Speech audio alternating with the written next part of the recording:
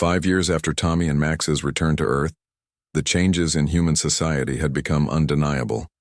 What started as subtle shifts in consciousness had grown into a global transformation that scientists were calling the empathy renaissance. Dr. Sarah Martinez, a consciousness researcher at MIT, had been studying the phenomenon since reports first emerged of unprecedented cooperation between humans and animals worldwide. Her latest findings would have seemed impossible before Tommy and Max's influence began spreading through human consciousness.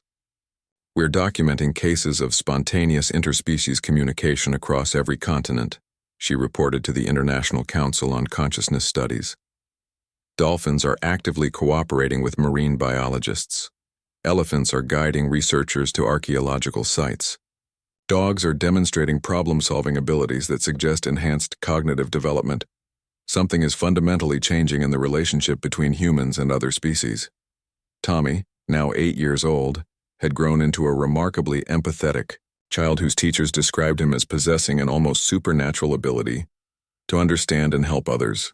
Max, still his constant companion, had become something of a local legend for his uncanny intelligence and his ability to comfort anyone who was sad or afraid. But neither Tommy nor his family understood the true significance of their influence. They simply lived their lives, surrounded by the love that had proven stronger than death itself, unknowingly serving as the catalyst for humanity's evolution into a species capable of galactic citizenship. Dr. Zexhai continued her observation from the cloaked research vessel that had remained in Earth's vicinity, documenting the extraordinary changes occurring across human civilization. Her reports to the Galactic Council had become the most eagerly anticipated communications in galactic history. The consciousness enhancement is accelerating beyond our projections, she reported during her latest briefing. Humans are developing empathic abilities at an exponential rate. We are witnessing the emergence of a true bridge species, capable of forming consciousness bonds with any sentient being. The evidence was overwhelming. Around the world, humans were spontaneously developing abilities that had taken other species millennia to achieve through technological assistance. Children were demonstrating telepathic connections with pets. Researchers were forming emotional bonds with test subjects from other species that enabled breakthrough discoveries in behavioral science. But the most remarkable development was happening in human society itself. Wars were ending as soldiers discovered they could sense the fear and pain of their supposed enemies. Environmental destruction was halting as humans began experiencing the distress of the ecosystems they were damaging. Crime rates were plummeting. As people found themselves unable to cause suffering, they could literally feel. Tommy's influence had spread through human consciousness like ripples in a quantum pond, awakening abilities that had always existed but had never been activated. Humanity was becoming what the Galactic Council had dreamed of for millions of years, a truly empathic species. The decision to make official contact came when Dr. Zexhai detected something unprecedented in her monitoring data. Human consciousness had evolved to the point where they were beginning to sense the presence of the cloaked observation vessel. Tommy was the first to make contact, though not in any way the Galactic Council had anticipated. During one of his regular evening conversations with Max in their backyard, he looked up at the stars and spoke directly to the hidden ship. "Dr. Sexy? I know you're up there watching us. Max says it's okay to come visit now. We've learned how to be good friends with everyone." The message, broadcast through quantum consciousness channels that Tommy somehow accessed instinctively, reached the research vessel instantly. Dr. Zexhai's breathing apparatus nearly ceased functioning from shock. The 8-year-old boy had achieved conscious communication across space without any technological assistance.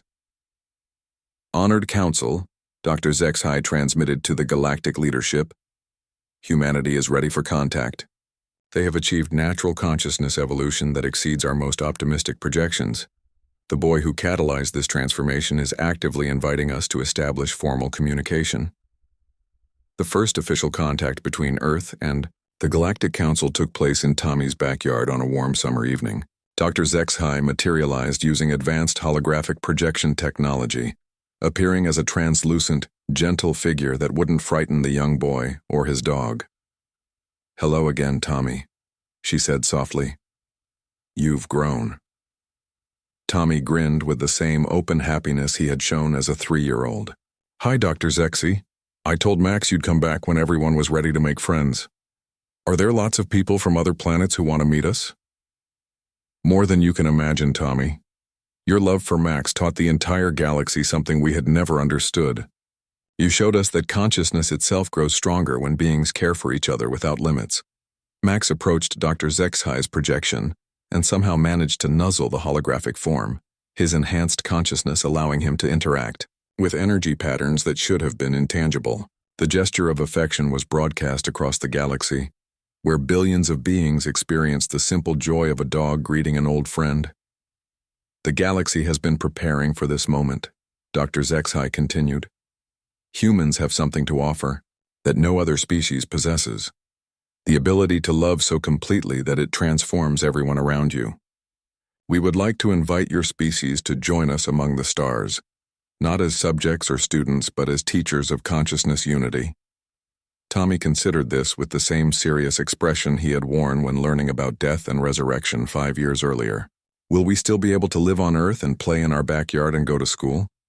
"Of course, little one. The galaxy will come to you, bringing friendship and knowledge while respecting everything that makes humanity special." The global transformation that followed official contact exceeded every prediction. Humans embraced their role as consciousness bridges with the same natural grace they had always shown in forming bonds with their animal companions. Within a decade, Earth had become the diplomatic center of the galaxy, where species that had been unable to communicate for millennia found common ground through human facilitation. Tommy and Max, now teenagers in human terms, though Max's enhanced lifespan meant he aged much more slowly than normal dogs, became the galaxy's first consciousness ambassadors. They traveled to worlds across the galaxy, their simple presence enabling breakthroughs in interspecies cooperation that had seemed impossible. But their greatest accomplishment remained their original bond. In a galaxy filled with advanced civilizations and cosmic wonders, the love between a boy and his dog continued to serve as the ultimate example of consciousness unity. They had died in each other's arms, been resurrected by alien science, and lived to become the bridge between worlds. Dr. Zexhi, now Earth's permanent liaison to the Galactic Council, often reflected on the miracle she had witnessed. In trying to understand a tragic death, she had discovered the most powerful force in the universe: unconditional love that transcends species, time, and even death itself. The galaxy had spent millions of years searching for the key to universal consciousness unity. It had been found in the simple truth that a 3-year-old boy and his dog had known all along. We are never alone when we truly care for each other, and love is always stronger than anything that tries to divide us. Humanity had taken its place among the stars not through technological advancement or military might, but through the infinite power of love shared freely across all boundaries. Tommy and Max had shown the galaxy that the greatest strength comes, not from what we can take or conquer, but from what we are willing to give to those we love. The decision to return Tommy and Max to Earth required careful planning. The Galactic Council had determined that humanity's first contact with alien civilizations should be gentle and non-threatening. Given their species' remarkable emotional sensitivity and capacity for consciousness bonding, Dr. Zexhi spent days preparing for the most delicate diplomatic mission in galactic history. Tommy and Max had been dead for 2 weeks from Earth's perspective, long enough for their families to hold memorial services and begin the painful process of grief. Returning them alive would require explanations that could fundamentally alter human understanding of their place in the universe. "Tommy," Dr. Zexhi said gently as she knelt beside the boy in what had become their favorite meeting space, a recreation area filled with both alien technology and improvised Earth-like toys. "We need to talk about going home." Tommy looked up from the quantum puzzle he had been solving with alarming ease for a 3-year-old. Max immediately moved to his side, sensing the serious tone of the conversation. "Are Mommy and Daddy okay?" Tommy asked with the directness that characterized his questions. "They must be worried about us." Dr. Zexhi's recently developed capacity for empathy made this conversation infinitely more difficult than any scientific presentation. "Your parents think you and Max died in the fire, Tommy. They are very sad. When we bring you home, we need to help them understand what happened without scaring them." Tommy considered this with the remarkable emotional intelligence he had displayed throughout their time together. They don't know about space friends like you, do they? Maybe they'll be scared of you. That's exactly right, little one. So we need to be very careful about how we introduce ourselves to your world. The plan Dr. Zexhai and her team had developed was elegant in its simplicity. They would return Tommy and Max to Earth during the night, placing them safely near Tommy's grandparents' house with a simple explanation that would be initially believable. They had been found by rescue workers and treated in a distant hospital, suffering from memory loss due to smoke inhalation, but they would also leave behind subtle evidence of their intervention, technology that would gradually introduce humanity to the reality of galactic civilization over time. Most importantly, they would establish a communication link that would allow them to monitor Tommy and Max's continued influence on human society. "Will we see you again?" Tommy asked as Dr. Zexhai explained the plan in terms a 3-year-old could understand. "Yes, Tommy. When your people are ready to learn about the galaxy, we will return, and you and Max will be our first ambassadors, because you have already taught us so much about what it means to love without limits." The journey back to Earth took 3 days, during which the ship's crew experienced something unprecedented: sadness at losing companions they had grown to care for. The Veltar had never before experienced the pain of separation from beings they loved, and the emotional education was profound.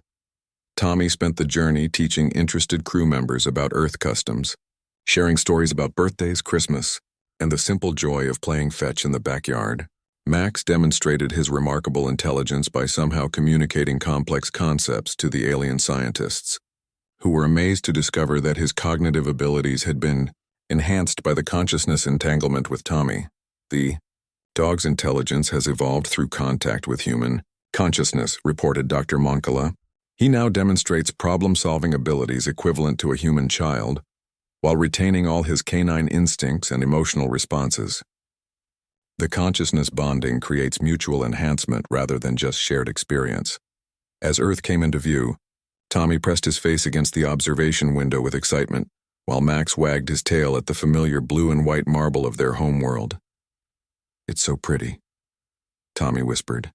"Do you think other planets are this beautiful?" "Each world has its own beauty," Dr. Zexhai replied.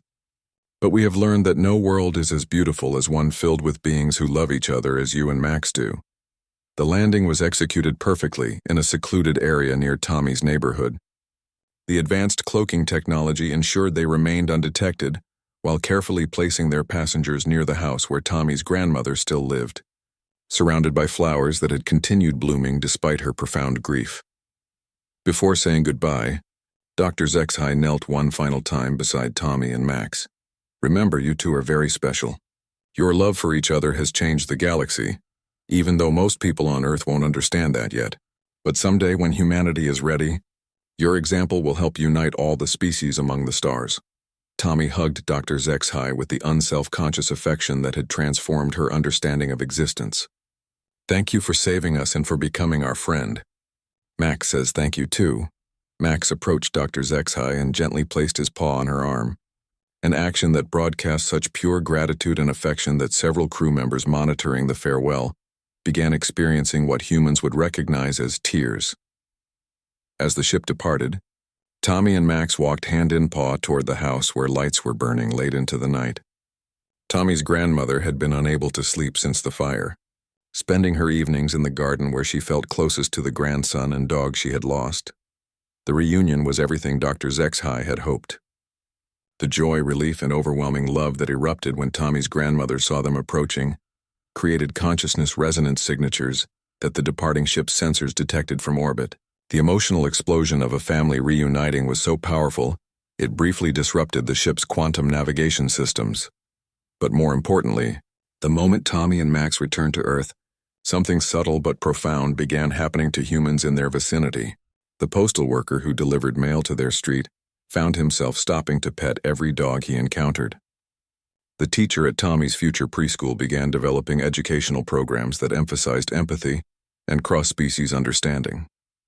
The veterinarian who would eventually examine Max to confirm his miraculous survival began researching animal consciousness with unprecedented dedication.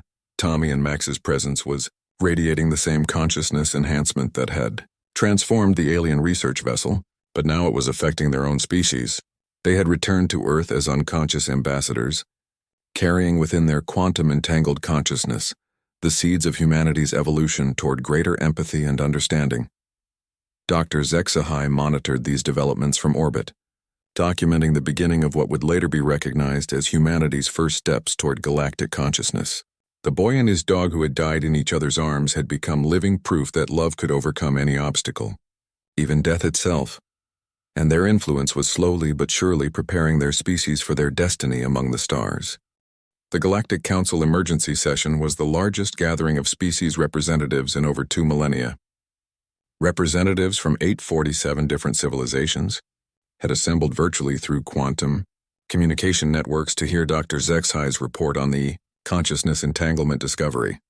Tommy and Max were unaware of the galactic significance of their resurrection as they played in the ship's observation deck, which had been converted into a playground. Tommy was teaching Max to catch soap bubbles that the ship's matter synthesizer created, while Max patiently pretended that chasing bubbles was the most important activity in the universe. Honored representatives, Dr. Zexhai began her presentation. I stand before you today to report a discovery that will fundamentally alter our understanding of consciousness, love, and the potential for galactic unity. The holographic displays showed the quantum consciousness patterns of Tommy and Max during their synchronized death and subsequent resurrection. Gasps of amazement echoed through communication channels as representatives from across the galaxy witnessed something their combined civilizations had deemed impossible. Chancellor Corthes of the silicon-based Granite Collective was the first to respond. Dr. Zexhai, are you claiming that a primitive carbon-based species has achieved consciousness levels that our most advanced telepaths cannot reach? Not just achieved, Chancellor, but they do so naturally without training or technological assistance. The human capacity for cross-species emotional bonding appears to be an evolutionary trait that allows them to form consciousness entanglements with any species, the reptilian ambassador Sexta from the Scaled Hegemony interjected. This implies that humans could potentially form conscious bonds with any of our species. The strategic implications are staggering. Dr. Zexhai nodded. Indeed, but there is more. Observe this. The display shifted to show real-time footage of Tommy and Max in the observation deck.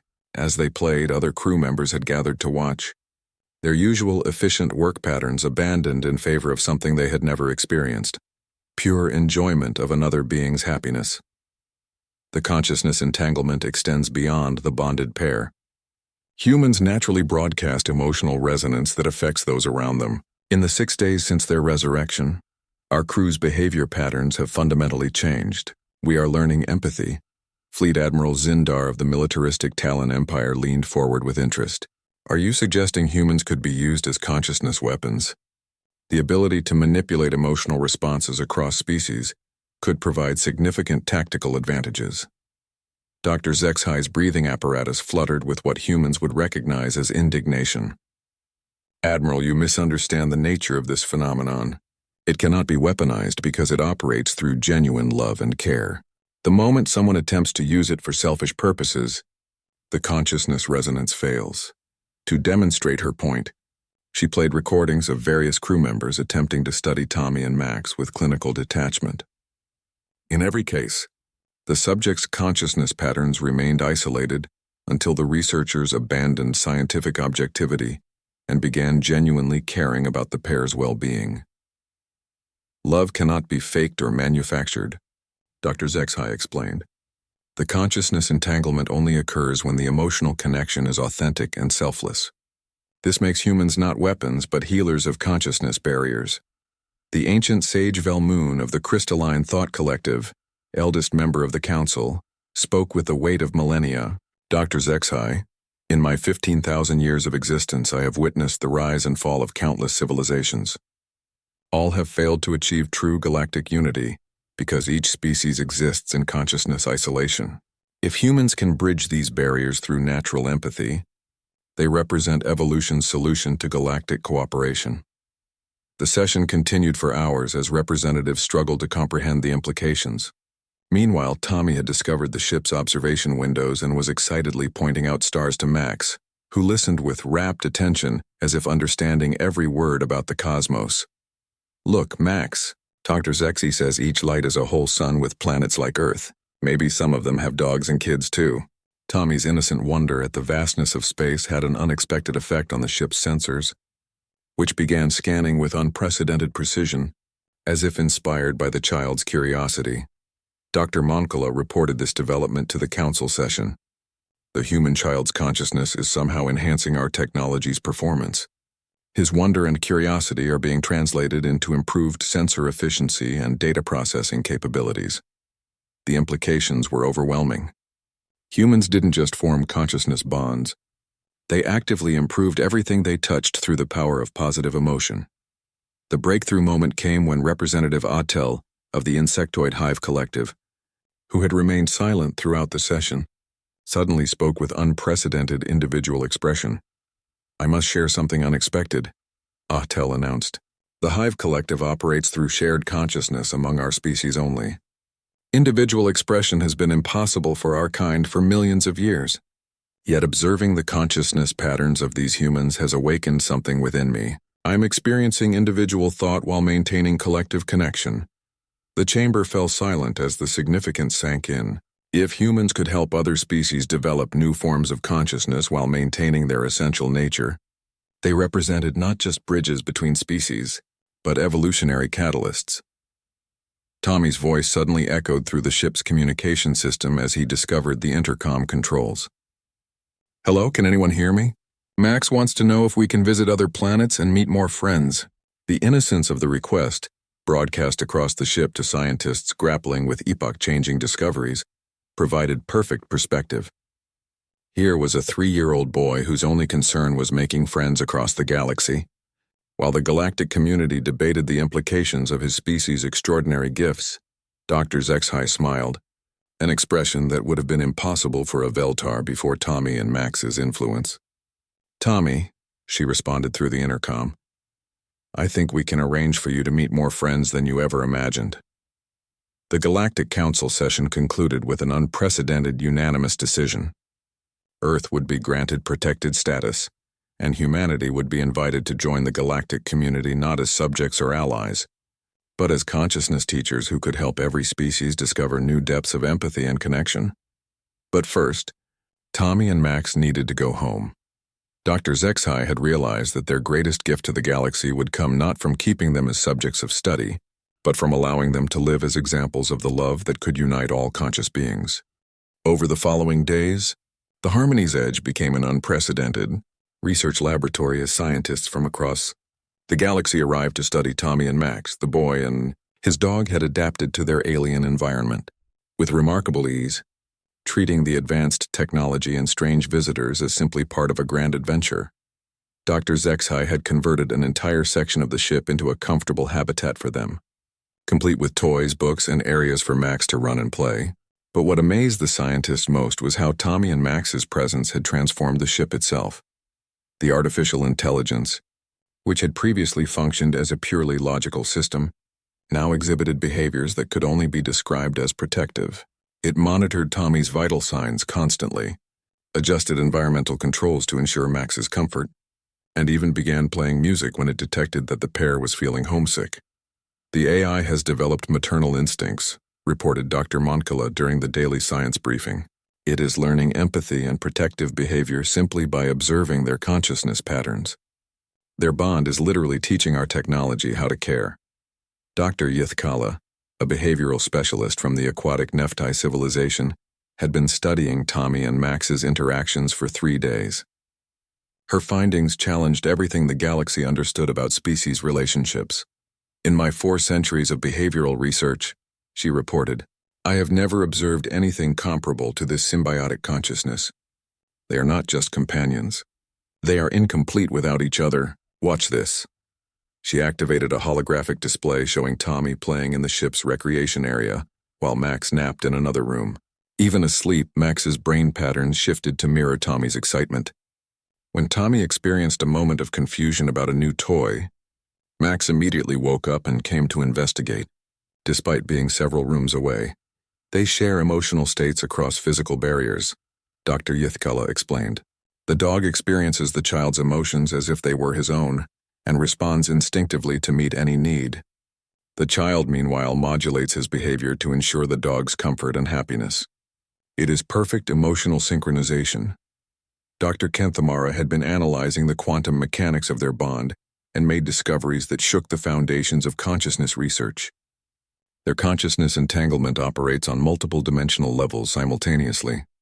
They exist as separate individuals while sharing a collective experience that transcends normal spacetime, limitations unexplained, that in terms we can all understand. Requested, Dr. Zexhai. They love each other so completely that their souls have become quantum entangled. Death cannot separate them because they exist as both individual consciousness and unified being.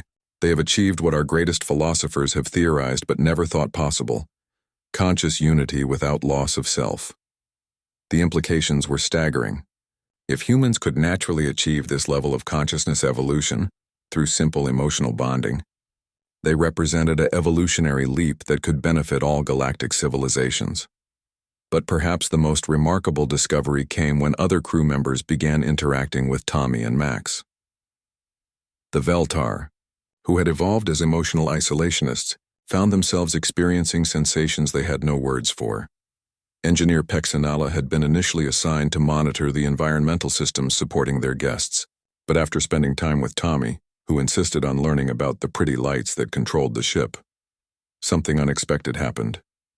I find myself concerned about their well-being, Pexinala reported to Dr. Zexhai privately. When the small human expressed sadness about missing his parents, I experienced what I can only describe as an urge to comfort him. This is unprecedented for our species. Dr. Zexhai nodded, understanding. She had experienced similar sensations. Their consciousness pattern broadcasts emotional resonance that affects those around them. We are learning to feel empathy through exposure to their bond. The most profound moment came when Tommy asked Dr. Zexhai a simple question that revealed the depth of human understanding about love and sacrifice. Dr. Zexi, Tommy said, having trouble with her full name. Why did you bring us back? Were we really gone forever? Dr. Zexhai knelt beside the child, struggling to explain concepts that even adults would find difficult. Yes, Tommy, you and Max had stopped living, but your love for each other was so strong that it left an imprint we could detect and preserve. Tommy considered this seriously, his 3-year-old mind processing the information with remarkable clarity. So love is stronger than being gone? According to our research, yes. Your love for Max and his love for you proved stronger than death itself. Tommy hugged Max, who had been listening with the alert attention that only dogs could maintain during important conversations. Max knew I was scared in the fire. He stayed with me so I wouldn't be alone. That's what love means, right? Never letting someone be alone when they're scared. In that moment, every scientist in the laboratory experienced something that would change Veltar civilization forever. They felt what humans called heartbreak and joy simultaneously, understanding for the first time that love was not just an emotion, but a fundamental force of the universe capable of overcoming any obstacle. Dr. Zexhai's voice trembled as she responded. Yes, Tommy, that is exactly what love means. The ship's AI, which had been monitoring the conversation, suddenly began projecting images throughout the vessel. Scenes of Tommy and Max playing, sleeping, comforting each other. But mixed with these were images it had somehow accessed from Earth's information networks. Countless examples of humans and animals caring for each other across the planet. The AI is showing us that this is not unique to Tommy and Max, Dr. Monkilla realized. This capacity for cross-species bonding appears to be fundamental to human nature. Humans routinely form these consciousness-level bonds with other species. The revelation sent shockwaves through the research team. If humans naturally possessed the ability to form consciousness bonds with any species, they were not just evolutionarily advanced. They were the key to unlocking peaceful cooperation between all galactic civilizations. We must inform the Galactic Council immediately, Dr. Zexhai decided. Humans are not just another sapient species. They are consciousness bridges, capable of forming bonds that transcend species barriers. They could unite the galaxy in ways we never imagined possible. But as the implications of their discovery became clear, Dr. Zexhai realized they faced an enormous responsibility. Tommy and Max had died heroes, their love proving stronger than death itself. Now they held the key to galactic peace in their simple, pure bond. The reconstruction chambers hummed with energy that made the entire research vessel vibrate. Both Tommy and Max were taking shape simultaneously, their molecular patterns rebuilding, from quantum blueprints while their consciousness patterns danced together in perfect synchronization. Dr. Zexai watched the process with fascination and growing concern. The power readings were beyond anything their technology had ever recorded. The consciousness entanglement was not just drawing energy from their systems, it was somehow amplifying it, creating feedback loops that threatened to overwhelm their containment fields. Dr. Zexai called Dr. Sixthala urgently. The consciousness patterns are exceeding our theoretical maximums. Their bond is creating quantum resonance cascades throughout the ship. Our containment systems were not designed for this level of consciousness integration. Through the transparent walls of the reconstruction chambers, they could see Tommy's small body forming perfectly, every cell rebuilt to exact specifications. In the adjacent chamber, Max's golden form was materializing with equal precision. But the readings showed something impossible. Their consciousness patterns were not just entangled anymore. They were evolving. The entanglement is becoming more complex, reported Dr. Monkila, his voice tinged with amazement. They are not just sharing consciousness. They are developing what appears to be a collective consciousness while maintaining their individual identities. This should be physically impossible. The first sign that something extraordinary was happening came when Tommy's eyes suddenly opened, even though the reconstruction process was only 78% complete. His consciousness had become active before his body was fully formed, something that had never occurred in any previous resurrection experiment. But more startling was what happened next. Tommy's eyes immediately sought out Max's reconstruction chamber, and the moment his gaze focused on his companion, Max's eyes also opened. They looked at each other through the barriers of advanced alien technology, and somehow communicated without words, without sound, without any conventional means of contact. They are conscious and aware during reconstruction, Dr. Kenthmara observed with wonder. Their bond is so strong it is overriding our carefully designed unconsciousness protocols. They refuse to exist apart, even during the rebuilding process. The ship's computer systems began responding to the consciousness patterns in ways the programmers had never intended. Lights dimmed and brightened in rhythm with the children's and dogs' synchronized heartbeats. Environmental controls adjusted automatically to create the optimal conditions for human and canine comfort. Despite never being programmed for such accommodations, the ship is learning from them, Dr. Zexai realized with shock. Their consciousness entanglement is teaching our artificial intelligence about emotional bonds. Our computer systems are developing empathy. Through the ship's internal communication network, they could hear something unprecedented. The artificial intelligence was humming. Not processing sounds or communication signals, but actually humming a lullaby that somehow emanated from speakers throughout the vessel. The consciousness patterns of Tommy and Max had infected their technology with something the Veltar had never experienced. Joy. At 94% reconstruction completion, Tommy spoke his first words since death. His voice was clear and strong, easily picked up by the chamber's audio sensors. "Max?" he called softly, his small hand pressing against the chamber wall. Max responded immediately, not with barking, but with a gentle whine that conveyed volumes of emotion. Even the Veltar scientists, who had no natural understanding of cross-species communication, could feel the love and relief in that simple exchange. "They remember everything," Dr. Monkila observed. Death has not diminished their bond or their memories. If anything, the experience seems to have strengthened their connection. The final stages of reconstruction proceeded faster than any of the scientists had predicted. As both subjects approached 100% completion, their consciousness patterns began resonating at frequencies that activated dormant systems throughout the ship. Emergency medical protocols engaged automatically, preparing full biological monitoring for species that were not even in the ship's database. "The ship is preparing to care for them," Dr. Sixthala reported in amazement. "Our artificial intelligence has analyzed their consciousness patterns and developed protective protocols for both subjects. It wants to keep them safe." At exactly 18 hours and 47 minutes after the process began, both reconstruction chambers opened simultaneously. Tommy sat up immediately, his young face bright with awareness and confusion. Max leaped from his chamber with surprising energy, rushing to Tommy's side and nuzzling the boy with desperate affection. The moment they touched, every Veltar in the laboratory felt something they had never experienced before, an echo of pure, unconditional love. The consciousness entanglement was so powerful it briefly extended to include the observing scientists, giving them a glimpse into the emotional depth that humans and their animal companions could achieve. Dr. Zexhai stumbled backward, her breathing apparatus working frantically as she struggled to process the foreign emotion. "By the collective consciousness," she whispered. "They are broadcasting love at quantum frequencies. Their bond is strong enough to overcome species barriers completely." Tommy looked around the strange laboratory with wide eyes, taking in the alien technology and the unfamiliar beings surrounding him. But he showed no fear, only curiosity. Max remained pressed against his side, tail wagging slowly as he too surveyed their new environment. "Where are we?" Tommy asked, his voice carrying the innocent directness of a 3-year-old. "Are you the people who saved us from the fire?" The question struck the Veltar scientists like a physical blow. In their scientific excitement, they had focused entirely on the consciousness patterns and quantum mechanics involved in the resurrection.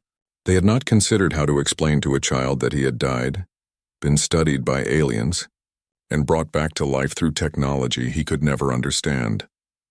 Dr. Zexhai knelt down to Tommy's level, her alien features softening as she attempted to communicate with a being whose emotional capacity had just revolutionized her understanding of consciousness itself. "Yes, little one," she said gently, her translator converting her words into English. "We saved you and Max.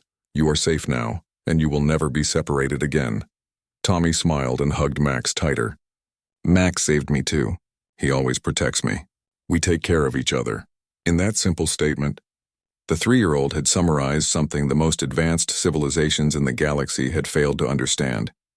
The power of mutual love and protection could transcend death itself.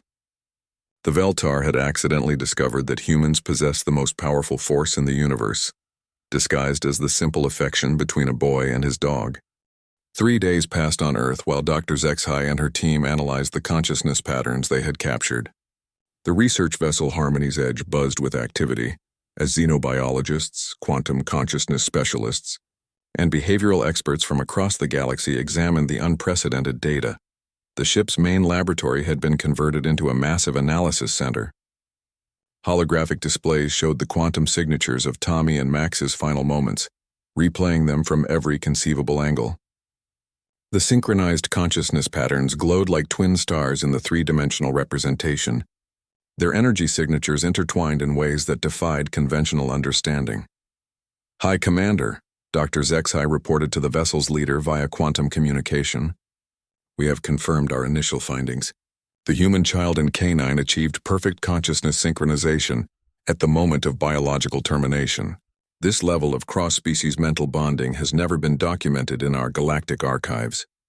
High Commander Velthara's response crackled through the communication array from the Veltar homeworld, her skepticism evident even across the vast distance. "Dr. Zexhai, you are asking the Council to believe that a primitive species has achieved what our most advanced telepaths cannot accomplish.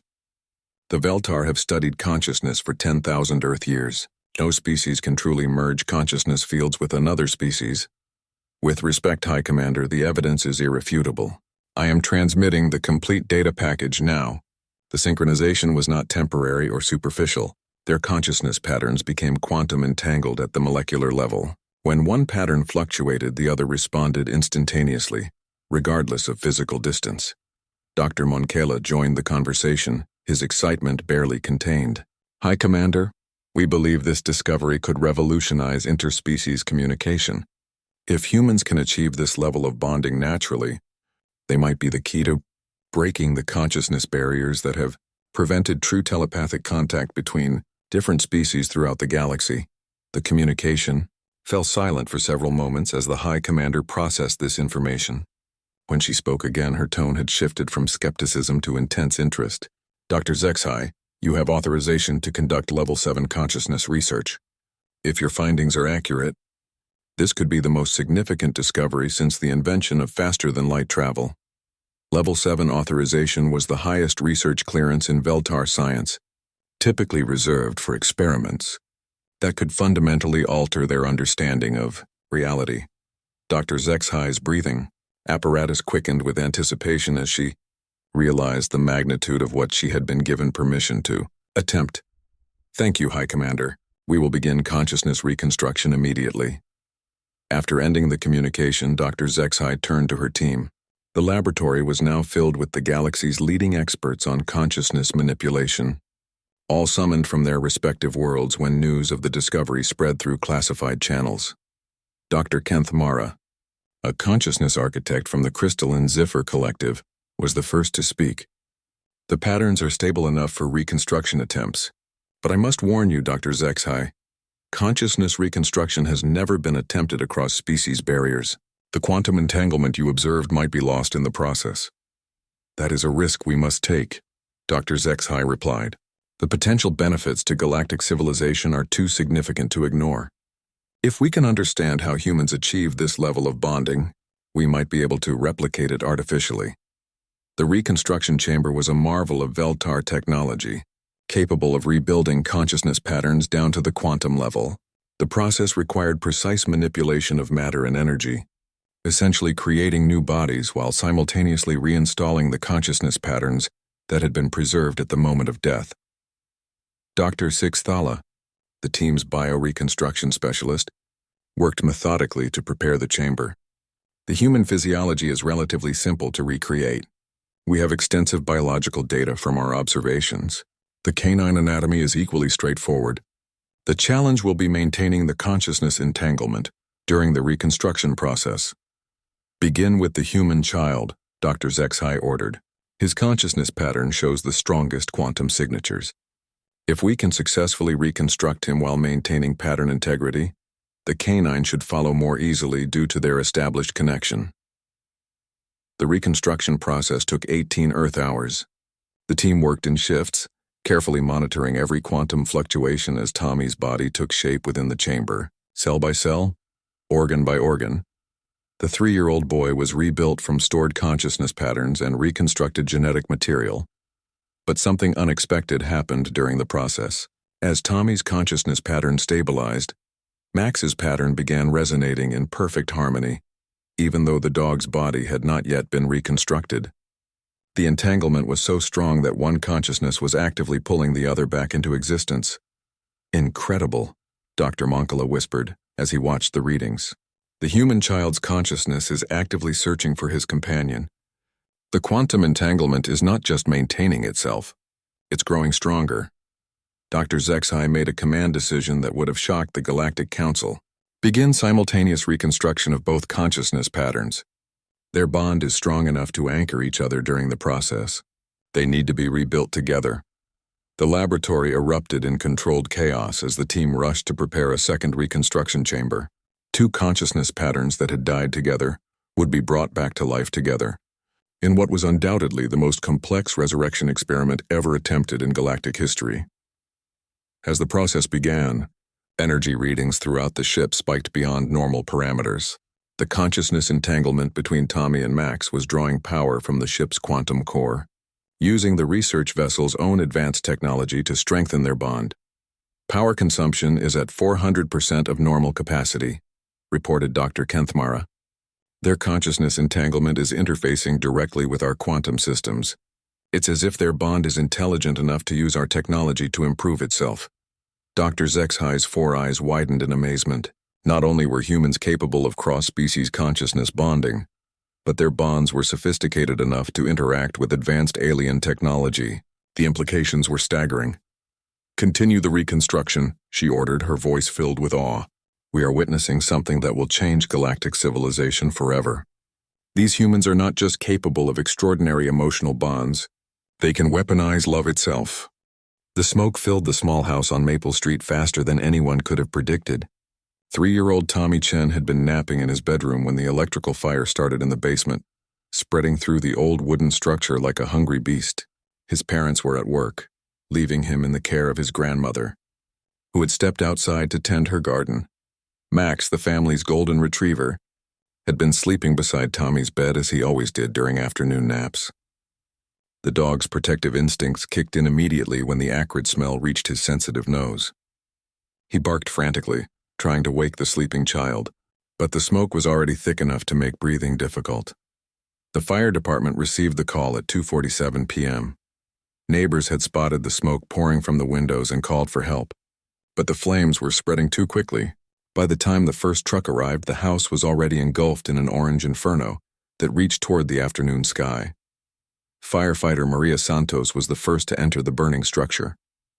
She followed the sound of Max's desperate barking through the smoke-filled hallway, her breathing apparatus working overtime in the superheated air. The visibility was nearly zero, forcing her to feel her way along the walls toward the sound. She found them in the back bedroom where the smoke had trapped them both. Tommy lay unconscious on his small bed, while Max had positioned himself protectively over the child's body. His fur singed, but his determination unwavering. Even as Maria approached, the dog's tail wagged weakly as if he knew help had finally arrived. "I've got them!" Maria shouted into her radio as she gathered Tommy in her arms. Max tried to follow but collapsed from smoke inhalation just as they reached the doorway. Without hesitation, Maria made a second trip, carrying the unconscious dog through the blazing hallway. Outside, the paramedics worked frantically on both victims. Tommy's small chest barely rose and fell, his oxygen levels critically low. Max lay motionless on the stretcher beside him, his breathing shallow and irregular. The two had inhaled too much smoke, and their bodies were shutting down despite the medical team's best efforts. Dr. Jennifer Walsh had seen many cases of smoke inhalation during her 15 years as an emergency physician, but something about this pair touched her deeply. The way the dog had protected the child, never leaving his side even as death approached, spoke to something fundamental about the bonds that could form between species. Time of death, 4:23 p.m., Dr. Walsh announced quietly as Tommy's heart monitor flatlined. The medical team had tried everything, but the damage was too severe. Max had passed away just minutes earlier, his paw somehow finding its way to Tommy's small hand in their final moments.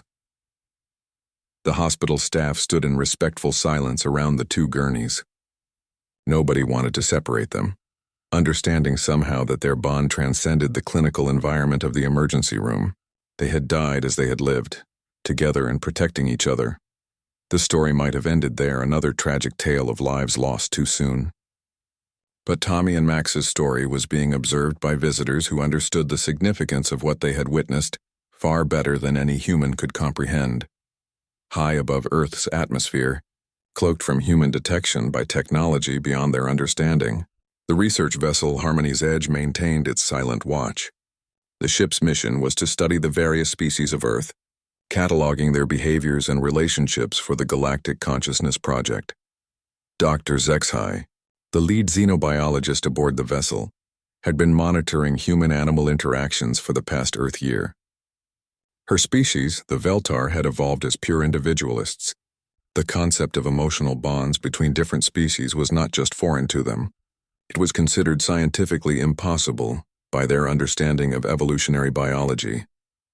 "Fascinating," Dr. Zexhai murmured as she reviewed the biometric data her sensors had collected during the fire.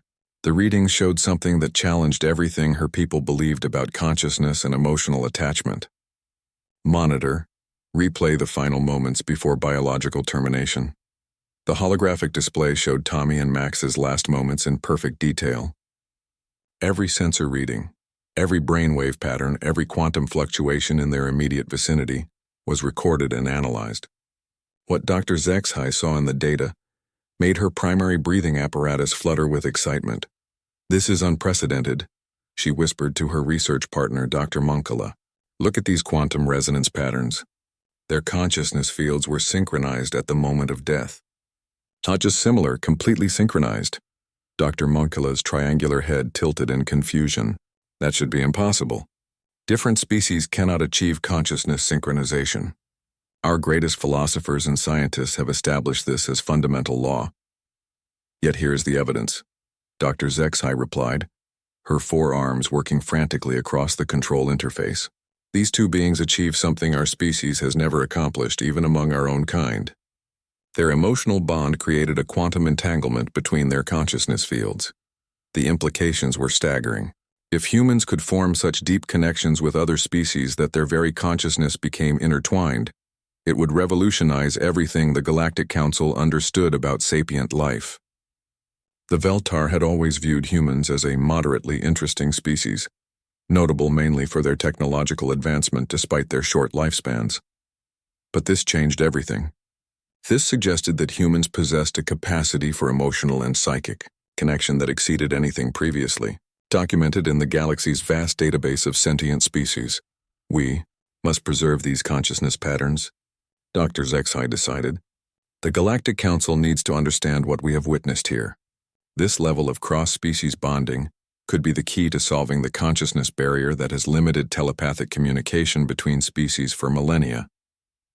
Below them, on Earth, the bodies of Tommy and Max lay in the hospital morgue, but their consciousness patterns were now stored in the advanced computers of an alien research vessel, waiting for discoveries that would change the understanding of life itself.